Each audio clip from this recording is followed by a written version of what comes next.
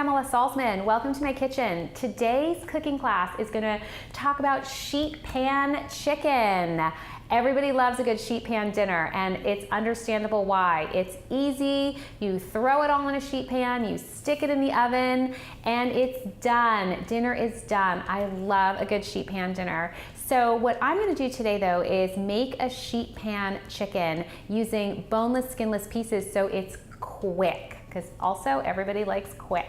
All right, let's get started. The first thing I'm going to do is, in a small bowl, whisk together some spices. I have some paprika, which will help the chicken get nice and golden. And then I also have a pinch of crushed red pepper in here. I've got some garlic powder. And then obviously you need salt and pepper. And then I'm going to take my chicken, and you can use whatever kind of boneless, skinless pieces you like. I personally prefer thighs, but you can use a mix of boneless, skinless breasts and thighs if you want to, or just use all breasts, whatever you prefer. But you want to slice this about 1 inch thick. Okay, so now that these pieces are all done, I'm going to put this in a large bowl and make sure you wash your hands before moving on to the next step. All right.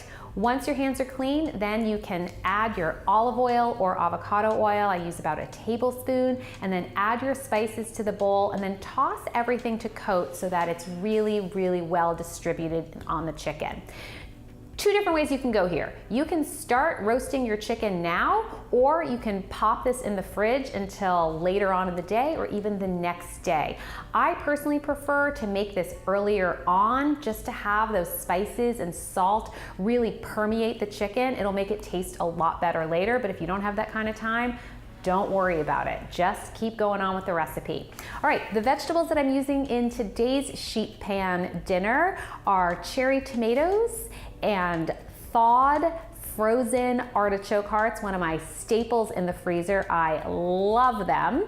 Just make sure you give them a good pat dry before you start working with them, because we want them to brown nicely on the sheet pan. And I'm also using zucchini. But listen, use whatever you like and just make sure that it cooks at the same amount of time as your chicken pieces. So we're gonna grease all these up, add some salt and pepper, and then throw them onto our sheet pan, and then we're gonna nestle the chicken just amongst the vegetables.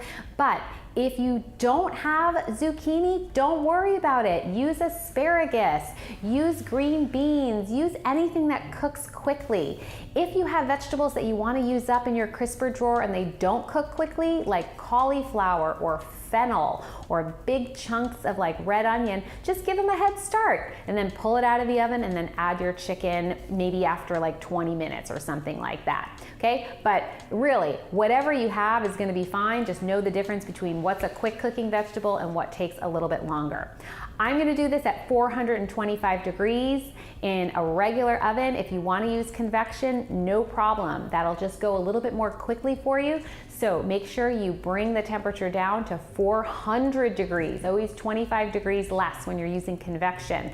And after about 18 minutes, these should be done. You can cut into a piece if you're not sure, but you can always test the firmness of that chicken.